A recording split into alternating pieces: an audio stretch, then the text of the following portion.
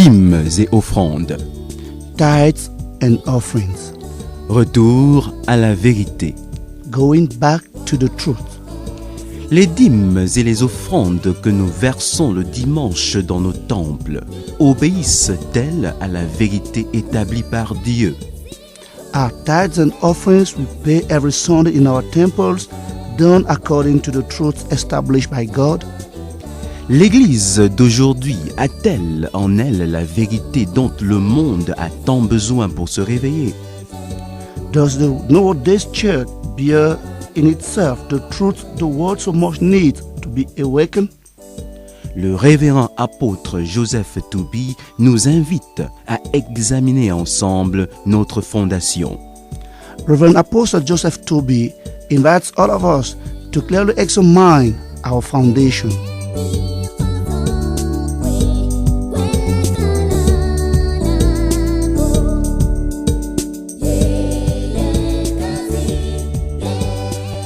Pourquoi certains chrétiens prospèrent-ils et d'autres pas? Why do some Christians prosper and others not?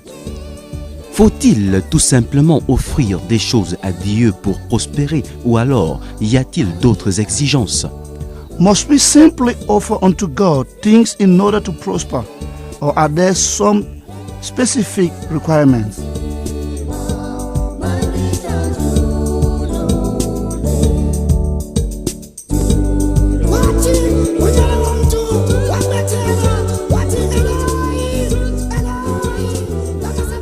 Dîmes et offrandes. Tithes and offerings. Retour à la vérité. Going back to the truth. Avec le révérend apôtre Joseph Touby, interprété par Charles Valère Duchoko. With Reverend Apostle Joseph Touby, interpreted by Charles Valère Duchoko.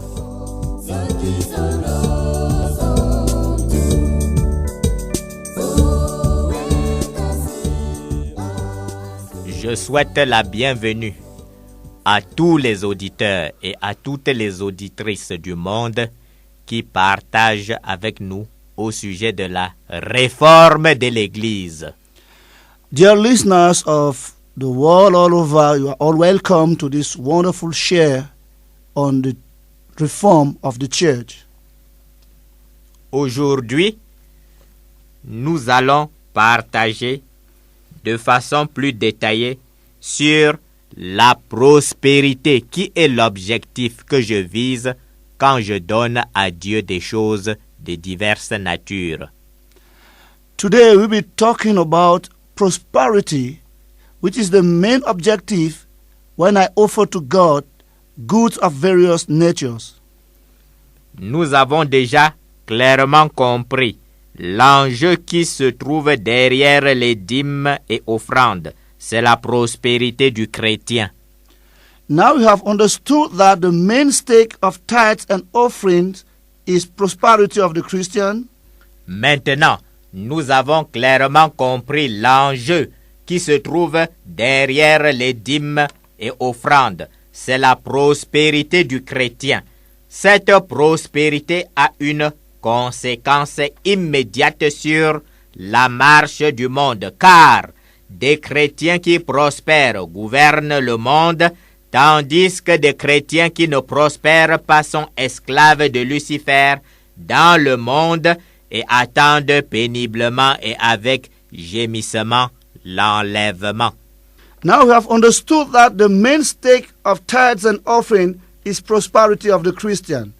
This prosperity has a consequence on the move of the world, for prosperous Christians rule the world, while Christians who do not prosper are Lucifer's slaves in the world, waiting with pain and groan the rapture.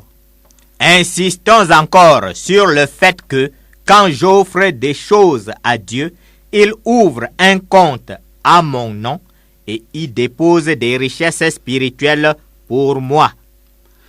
Let's lay emphasis on the fact that when we offer to God, He opens an account for me and fills it with spiritual wealth. Éphésiens chapitre 1 verset 3 dit ceci: Béni soit le Dieu et Père de notre Seigneur Jésus-Christ, qui nous a bénis de toute bénédiction spirituelle dans les lieux célestes en Christ.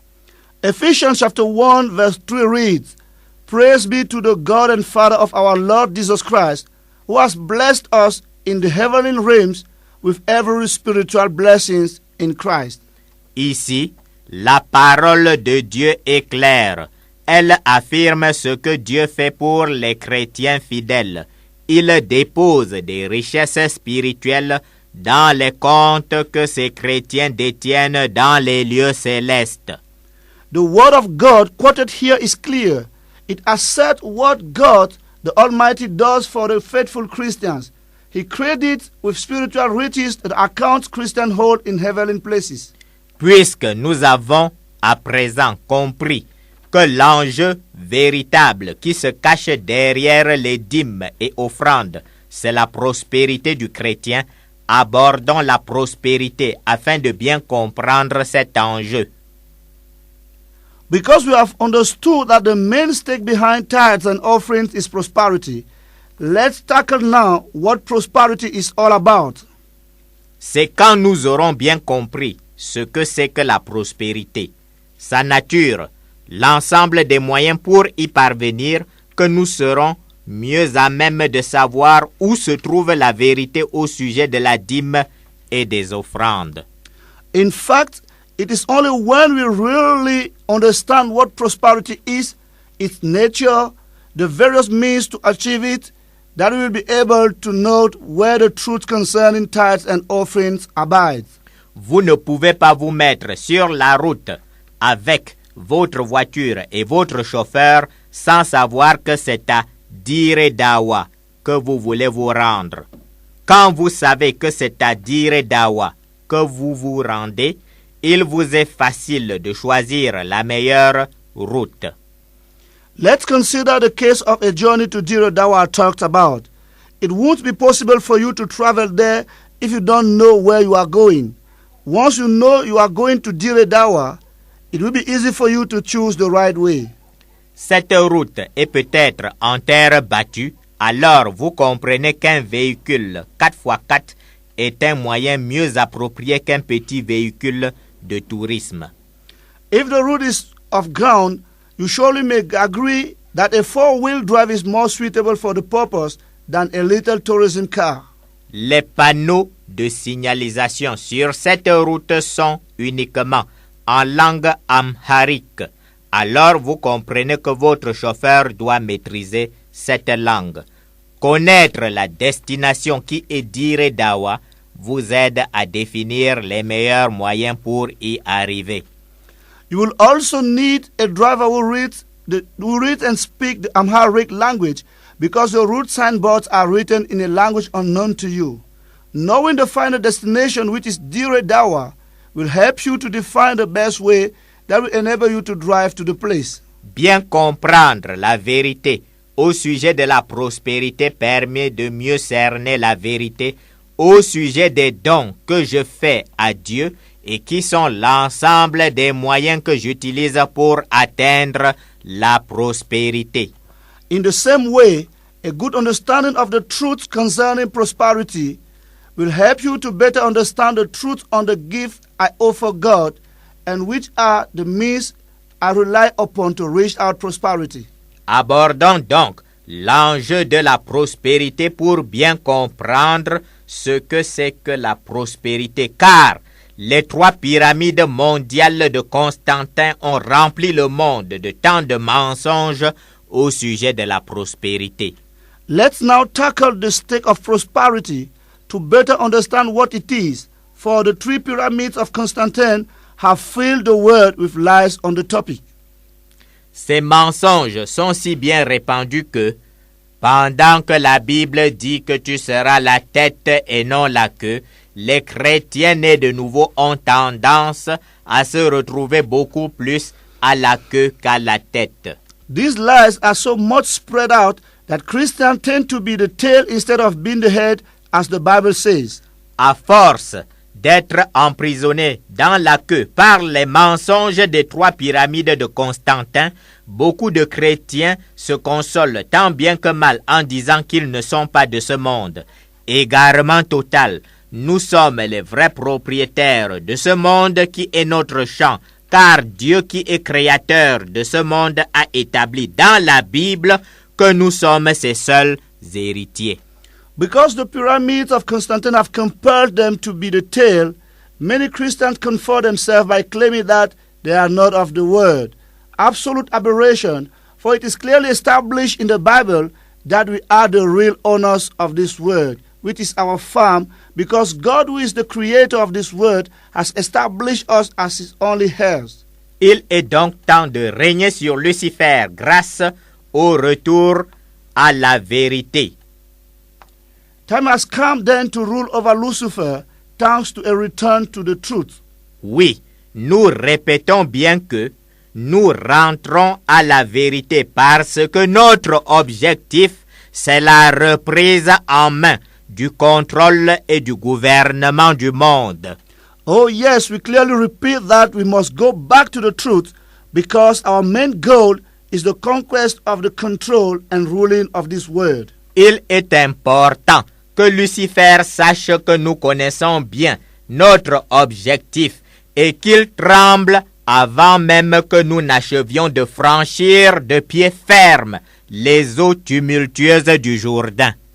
It is quite important for us to let Lucifer know that we really know our objectives and let him begin to shiver even before we finish crossing on one's feet Jordan tumultuous waters. Cet objectif de contrôle et de gouvernement du monde est une obligation imposée par Dieu.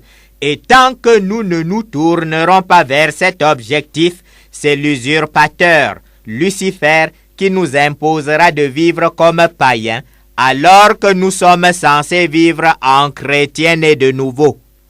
The objective of controlling and ruling the world is a God-imposed obligation, and as far as we will fail to realize this objective, it will be Lucifer, the usurpator, who will impose to us to live as unbelievers, whereas we are Christians and appointed to live a victorious life.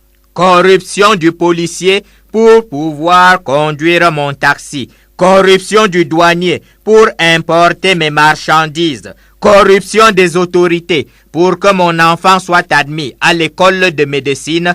Complaisance envers les loges des ténèbres quand je prêche de peur qu'un réseau mondial et informel d'alliances ténébreuses ne se lève contre moi. Silence sur les fraudes aux élections présidentielles en Afrique, parce que le chef d'État étant de mon ethnie, les élites du village me mettront sous pression si je prêche contre la fraude qui détruit la nation et l'amène au chaos. Silence quand des députés occidentaux convertis au satanisme libéralisent et divulguent l'homosexualité qu'ils pratiquent dans leur rite d'initiation des ténèbres. Silence devant la tribalisation criminelle de l'État et du gouvernement qui conduisent au chaos comme au Rwanda. Silence devant les transferts frauduleux des revenus pétroliers en Afrique parce que ce sont les pontes des régimes africains qui me versent l'argent de survie dans le panier du dimanche. Corruption du fonctionnaire des impôts afin de minimiser l'impôt fantaisiste qu'il me calcule à 10 fois le chiffre d'affaires annuel de mon entreprise que je voulais gérer en chrétien. Flatterie croissante envers les loges des ténèbres qui partout dans le monde s'imposent comme le passage obligé pour accéder au poste de décision. Silence quand les loges des ténèbres qui ont privatisé l'État et le gouvernement glissent sournoisement l'astrologie et la magie noire dans les livres scolaires sous prétexte d'enseigner la culture africaine aux enfants, soumission obligatoire du jeune chrétien qui cherche un emploi à toutes sortes de graphologie relevant de la pure sorcellerie. Corruption and bribery has become our portion. I bribe the policeman and custom officer when I have to withdraw my car from the customs, import goods. I corrupt university authority for my child to be admitted into the faculty of biomedical sciences. I keep obliging attitudes in front of loads of darkness when I preach, frightened as I am by the fact that a world network of informal and dark covenant will rise against me. No comment on fraud in presidential elections in Africa because the incumbent candidate is from my area. For sure, village elites will exercise pressure upon me if I dare to preach against the fraud, which destroys the nation and leads it into chaos.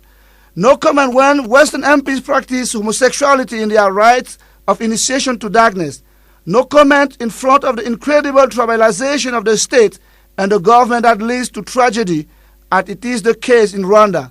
No single word in front of the fraudulent transfer of petrol income in Africa because of the apparatchiks of the ruling party who every Sunday fill the offering basket.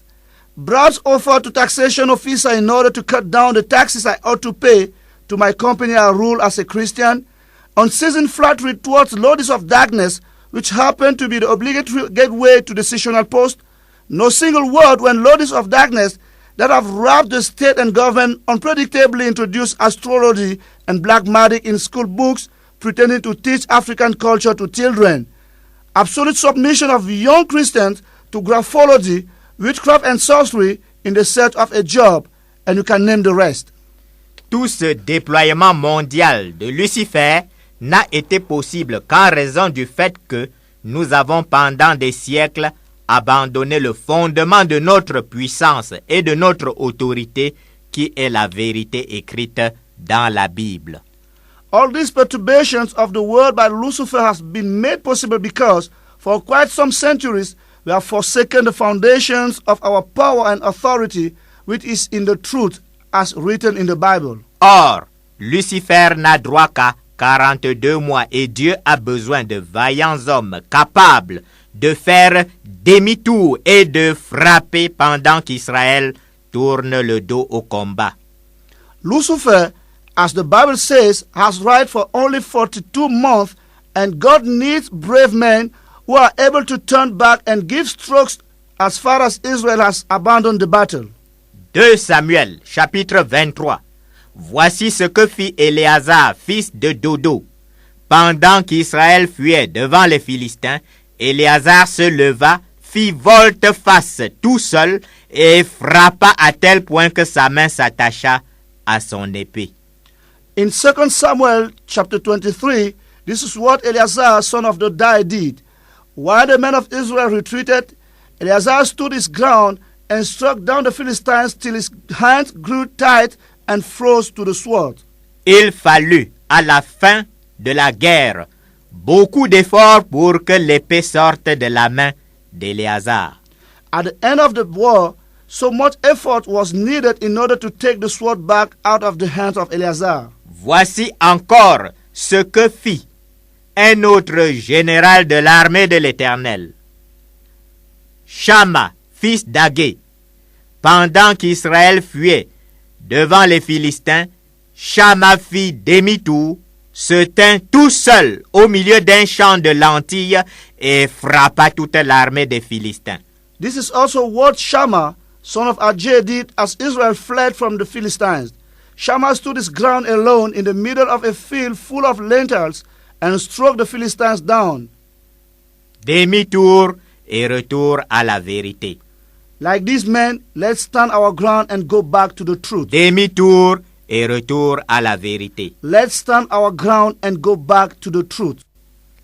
Quelle est donc la vérité au sujet de l'enjeu que représente la prospérité? C'est ce partage que nous allons aborder à présent.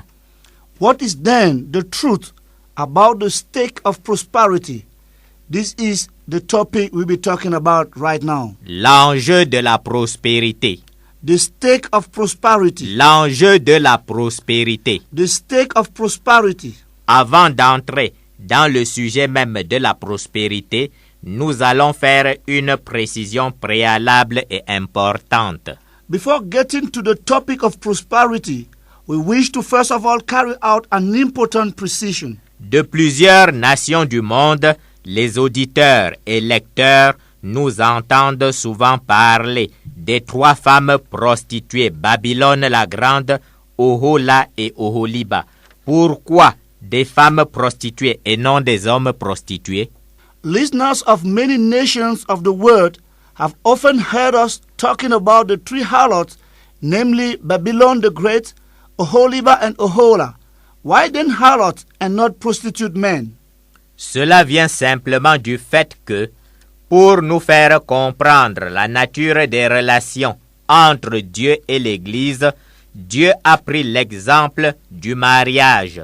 Dieu prend la place de l'époux et donne à l'Église la place de la femme. This is simply because to help us understanding the nature of the relationship between God and the church, God has taken the example of marriage. God stands as the husband and offers to the church the position of the spouse. À partir de là, Dieu dit à l'homme ceci: ce que je ressens dans mon cœur quand tu m'es infidèle, c'est ce que l'homme ressent dans son cœur quand sa femme lui est infidèle. In this perspective, God says this to man: what I feel when you are unfaithful to me is what a man feels when his wife is unfaithful unto him. Par exemple, dans Ézéchiel chapitre 23, verset 35, Dieu dit que quand un chrétien lui désobéit, c'est comme quand une femme tourne le dos à son mari. In the book of Ezekiel, chapter 23, verse 35, God says when a Christian disobeys, it is similar to a spouse who betrays the husband. Évidemment, c'est la meilleure façon pour une femme de rendre son mari furieux. Et à partir de là, nous comprenons vite le genre de colère que notre désobéissance crée dans le cœur de Dieu. It is therefore the best way to upset the husband, and from this picture, we can easily understand the type of anger our disobedience in God's heart can cause. De même, Dieu dit que quand nous l'abandonnons pour adorer des démons dans les ténèbres, c'est comme quand un homme marié aperçoit des étrangers en train de presser les seins de sa femme qu'il aime et d'avoir de nombreuses relations sexuelles avec elle dans le lit conjugal. Ceci se trouve dans Ézéchiel chapitre 23 et chapitre 24. In the same way, chapters 23 and 24 of the book of Ezekiel state that when we abandon God to worship demons in the darkness, it is just like a husband watching another man squeezing the breast of his beloved and having sexual intercourse with her on their marital bed. Évidemment, beaucoup d'hommes mariés tombent dans la fureur à la simple lecture de ces chapitres bibliques et c'est exactement ce que Dieu veut. Assuredly, many husbands are totally upset when they read these chapters of the Bible, and this is exactly what God expects from us. Dieu utilise donc la relation entre l'homme marié et sa femme pour nous aider à vite comprendre ce qui se passe dans son cœur quand nous tenons en main la Bible le jour et entrons dans les loges des ténèbres la nuit. God therefore utilizes husband and wife to help us understand what it feels when we hold the Bible in the day and attend meeting of the lords of darkness at night. C'est la raison pour laquelle nous parlons de femmes prostituées quand nous expliquons les mensonges des trois pyramides religieuses mondiales, Babylone la Grande, Ohola et Oholiba. Parler de femmes prostituées ne veut donc pas dire que Dieu en veut spécialement aux femmes. That's why we also talk about the prostitutes when we explain the lies of the three religious pyramids, which are Babylon the Great, Ohola, and Oholiba. Talking of harlot is not that God is particularly opposed to women. Dieu n'est pas dupe et il sait qu'en matière de péché, les hommes en font autant que les femmes. God is not candid, and he knows that as far as sins are concerned, men sin as well as women. Cette précision faite, abordons le partage au sujet de la prospérité et commençons par définir les types de prospérité. This precision done, let us now tackle the topic of prosperity, and let's start by defining the types of prosperity. Les types de prospérité. The types of prosperity. Abordons au préalable le principe d'obligation d'offrande qui s'impose à tout sacrificateur de Dieu. Let's begin by appreciating the principle of obligatory offering which is an absolute rule to every high priest of God. Dans Hébreux, chapitre 8, verset 3, il est écrit « Tout souverain sacrificateur est établi pour présenter des offrandes et des sacrifices.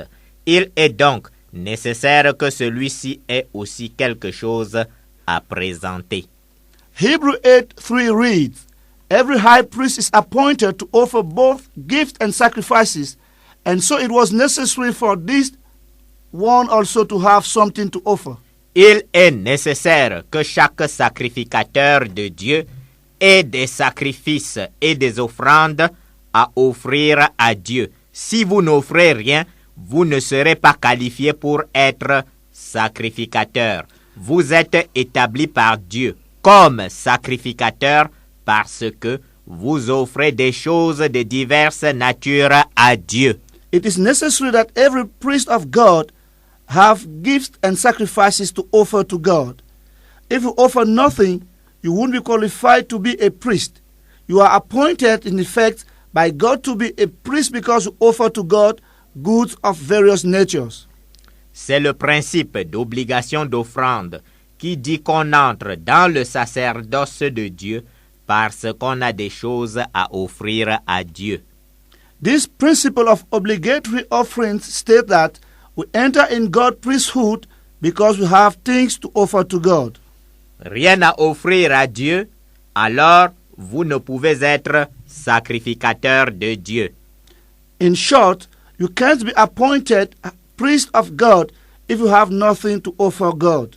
Ce principe d'obligation d'offrande s'applique à tous les sacrificateurs de toutes les générations et le souverain sacrificateur lui-même obéit à ce principe et nous sert donc d'exemple à suivre. This principle goes well with generations, and the high priest himself obeys to this principle and serves as an example.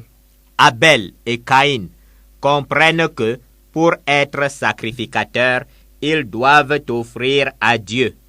Abel and Cain understood that to be priest, they must offer to God. Noé, Abraham, Aaron, Samuel, les chrétiens du Nouveau Testament, tous ces sacrificateurs offrent à Dieu des choses de diverses natures. Noah, Abraham, Aaron, Samuel, as well as New Testament Christians, were all priests because they did offer a variety of goods to God. Alors, puisque je suis absolument obligé d'offrir des choses à Dieu pour être sacrificateur, que va-t-il se passer si j'offre donc des choses conformément à la volonté de Dieu? Because I'm compelled to offer to God in order to become a priest, what will happen if I offer goods of various natures according to His will? La réponse est simple. Je vais prospérer. The answer is simple. I will prosper. Dans Philippiens chapitre 4, versets 16 à 19, la Bible nous a déjà montré que les choses de diverses natures que j'offre à Dieu sont le moyen qui m'introduit dans la prospérité, tout comme la voiture, le carburant et le chauffeur me mènent à Dire Dawa. We've seen in Philippians chapter 4 verse 16 to 19 that goods of different natures we bring to God are the means which lead me to the prosperity, as well as the car, petrol and driver that lead me to Dire Dawa. Mais parmi tous ceux qui offrent des choses, il y a deux catégories. However, among those who offer, let us distinguish two categories. Il y a les sacrificateurs qui prospèrent parce qu'ils respectent trois conditions importantes. Ils offrent à Dieu les choses demandées par Dieu. Ils offrent dans le temple de Dieu et sur l'autel de Dieu. Ils offrent en respectant les règles de vérité établies par Dieu. However, among those who offer, let us distinguish two categories. There are, on the one hand, those who prosper because they observe three important conditions. Firstly, they offer to God things He asks for. Secondly, they offer to God in temples of God and on God's altars. Thirdly, they offer according to God's established rules of the truth. Cette première catégorie de sacrificateurs prospère car c'est dans la vérité qu'elle offre à Dieu des choses de diverses natures. This first category of priests prosper because it is in the truth they offer to God various goods. Par contre, il y a une seconde catégorie de sacrificateurs qui peuvent offrir beaucoup de choses tout au long de leur pèlerinage terrestre sans jamais prospérer à cause des raisons suivantes. Les choses offertes ne sont pas celles demandées par Dieu. Les choses sont offertes dans un temple qui n'est pas celui de Dieu ou sur un autel étranger. Les règles de vérité établies par Dieu ne sont pas respectées. On the other hand, there is a second category of priests who may offer a lot of things to God and yet prosper not in their early pilgrim for the following reasons. Things offered are not those requested by God. Things offered in the temple which is not from God and on a strange altar. Rules of the truth as established by God are not respected. Dans cette seconde catégorie de sacrificateurs égarés qui offrent à Dieu dans le mensonge, c'est-à-dire sans respecter les règles de vérité établies par Dieu, il y a Caïn, Nadab et Abihu, les deux fils d'Aaron, les fils de Corée dans le désert, Ananias et Saphira dans le Nouveau Testament, et malheureusement des foules de chrétiens sincères emprisonnés dans le mensonge des trois pyramides religieuses de Constantin. In this second category of lost priests who offer to God in lies, that is, without any respect of the rules of truth established by God, we can name Cain, Nadab, and Abihu, the two sons of Aaron, the sons of Korah in the wilderness, Ananias and Sapphira in the New Testament, and unfortunately, large crowds of sincere Christians imprisoned in the lives of the three religious pyramids of Constantine. Cette seconde catégorie offre beaucoup, mais récolte la malédiction car elle offre selon les règles contraires à la parole de Dieu. This category offers a lot, however harvests a curse, for it offers according to rules that are opposed to the word of God. Chrétiens nés de nouveau, comprenons bien que quand nous offrons en appliquant des règles contraires à la parole de Dieu, nous récoltons la malédiction et ne prospérons jamais. Born-again Christians, let us understand that when our gifts and sacrifices fail to respect God's word prescriptions, we have curses and we never prosper.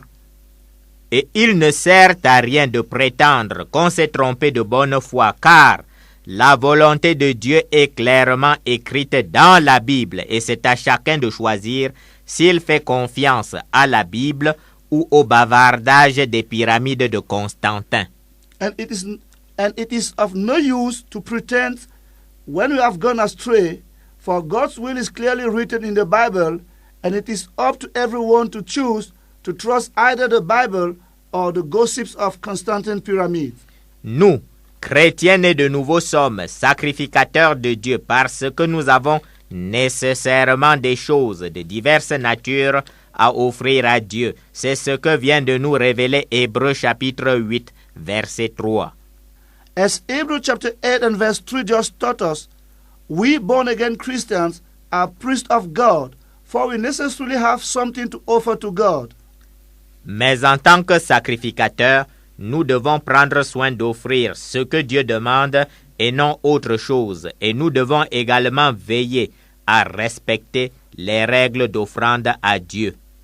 But as priests, we should pay attention on what we offer and make sure we offer nothing else than what the Lord is expecting from us in line with His rules. Faute pour nous de respecter ces précautions, nous offrirons beaucoup sans jamais prospérer. If we fail to do so, we may offer a lot and yet we prosper not. C'est le principe d'intégrité de l'offrande qui dit que c'est dans la vérité, c'est-à-dire dans le respect de la volonté de Dieu, que je dois offrir des choses de diverses natures à Dieu.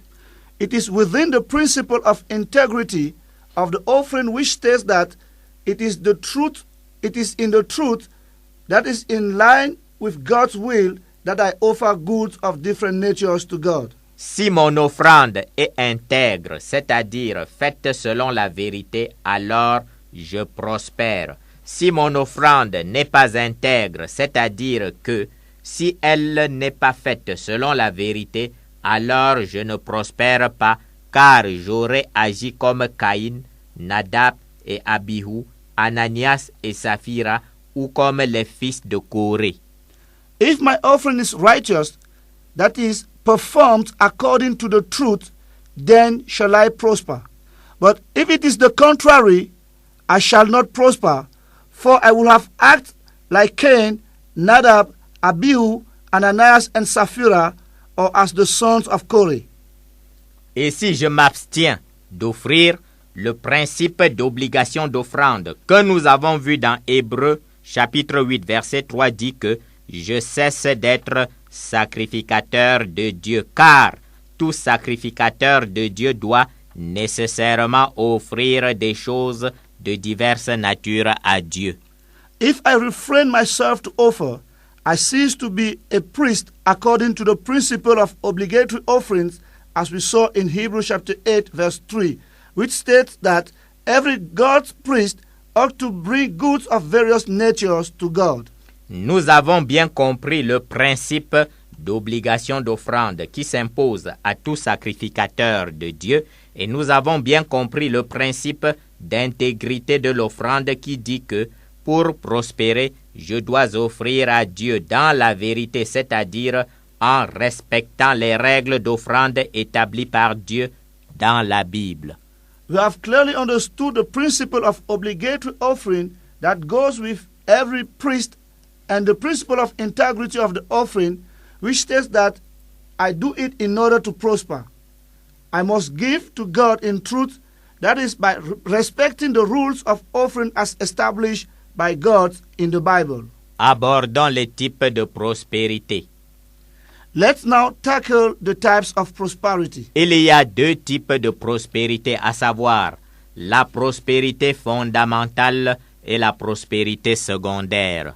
There are two types of prosperity, namely the fundamental prosperity and the secondary prosperity. La prospérité fondamentale est spirituelle et c'est elle qui donne naissance à la prospérité secondaire. Fundamental prosperity is spiritual and it gives birth to secondary prosperity. La prospérité secondaire est une conséquence de la prospérité fondamentale. Elle vient nécessairement de la prospérité fondamentale et elle est naturelle, c'est-à-dire limitée dans le temps et dans l'espace. Secondary prosperity is a consequence of fundamental prosperity. It comes from the spiritual prosperity and is natural because it is timely and limited within the space. La prospérité fondamentale, qui est la prospérité de l'âme, est spirituelle et elle n'est limitée ni par le temps ni par l'espace. Fundamental prosperity, which is the prosperity of the soul, is spiritual and is not limited neither in space nor in time. La conséquence, c'est que vous pouvez transmettre votre prospérité spirituelle à un nombre illimité d'héritiers spirituels. C'est pourquoi la prospérité spirituelle, qui est invisible à l'œil nu, se transmet sur plusieurs générations d'héritiers spirituels. As a matter of consequence, one can transmit his spiritual prosperity to an unlimited number of spiritual heirs.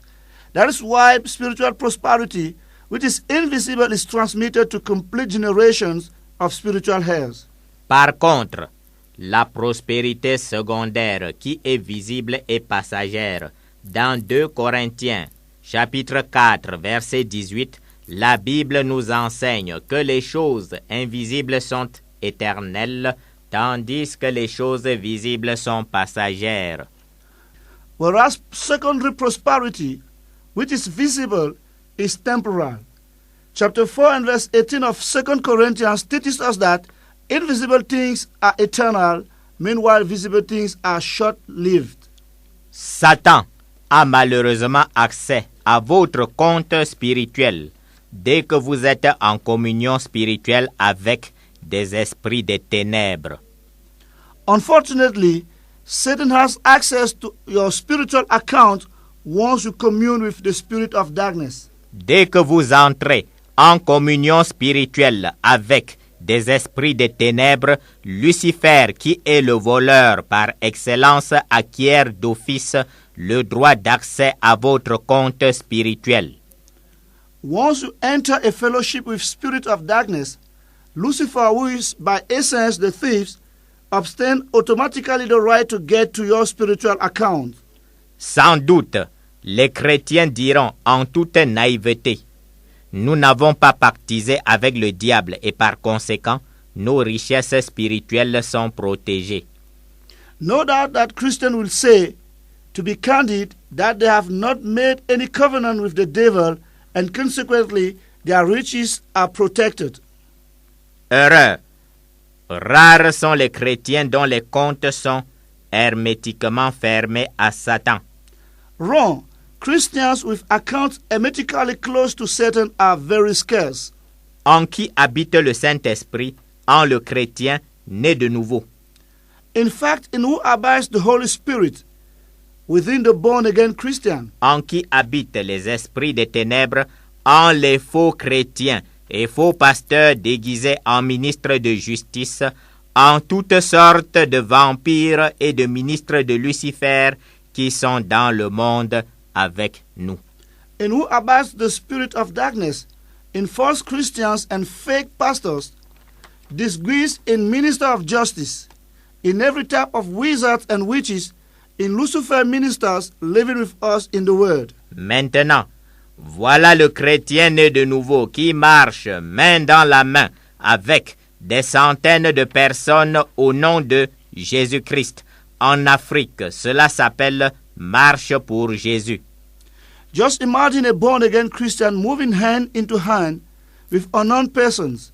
In Africa, this is called March for Jesus. Une telle marche main dans la main est une grande réjouissance pour Lucifer parce qu'elle met en contact des foules de chrétiens sincères en communion spirituelle avec des vampires, des faux pasteurs et Satan trouve là l'occasion de voler les richesses spirituelles des chrétiens. Such a march, hand into hand, is of a great rejoicing to Lucifer, for it brings together crowds of sincere Christians to spiritually commune with vampires, fake pastors, and Satan therefore finding a suitable occasion to steal spiritual wealth of Christians. À ces rassemblements œcuméniques, Satan fait littéralement ses courses sans rien payer et remplit ses paniers avec nos richesses spirituelles.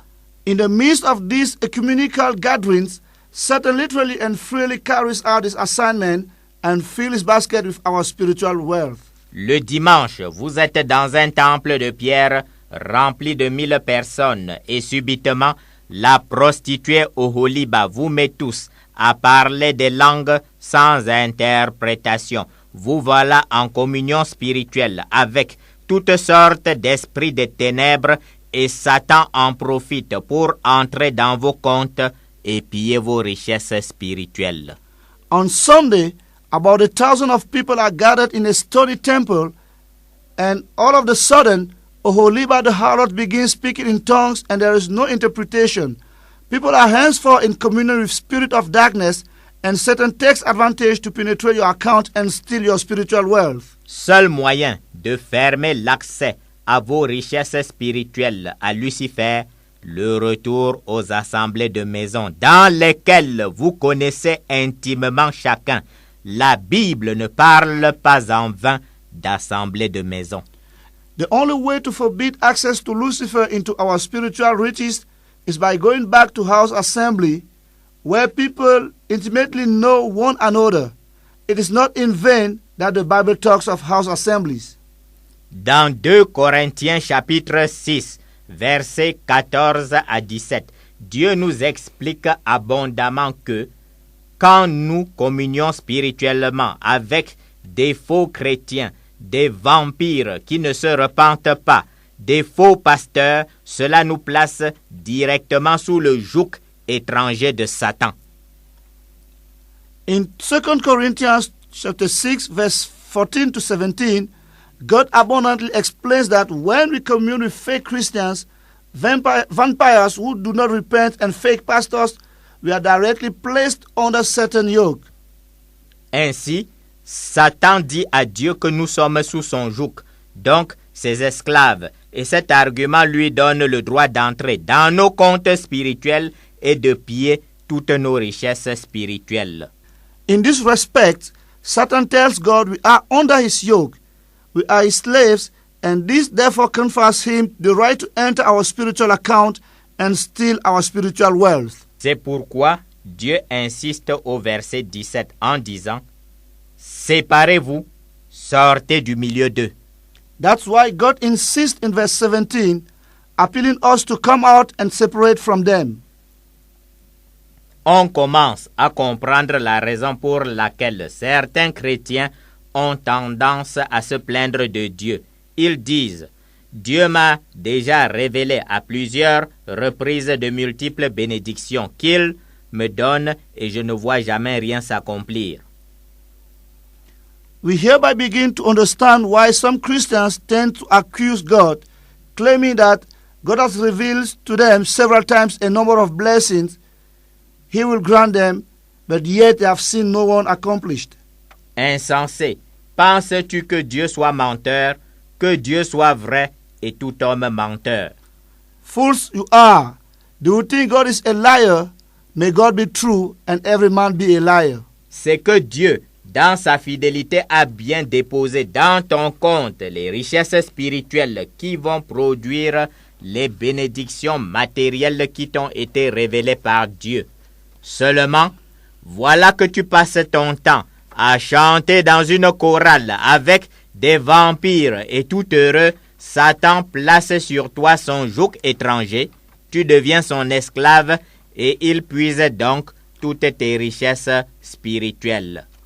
God, in His faithfulness, has put in your account spiritual riches which will produce material blessings He promised you.